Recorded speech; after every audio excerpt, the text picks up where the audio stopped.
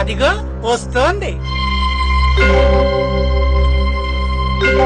సిగ్గు లజ్జ లేకుండా ఎలా వస్తోందో చూడండి.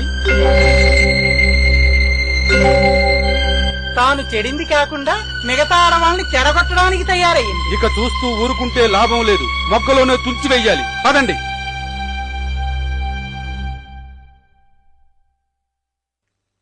ఆగవే, ఆగు. ఎక్కడికి వెళ్తున్నావు? ఇంకెక్కడికి? స్త్రీ జనోద్ధరణ కోసం. మొగుడు పెళ్ళాలిద్దరూ కలిసి పెట్టారుగా బడి, అక్కడికే అయి ఉంటుంది. ఏమే, అక్కడికేనా? అవును. ఎంత పొగరే నీకు! ఆడవాళ్లకు చదువు నేర్పిస్తావా? బతికి బట్ట కట్టాలనే. అదేం తప్పు పని కాదు కదయ్యా. తప్పున్నారా?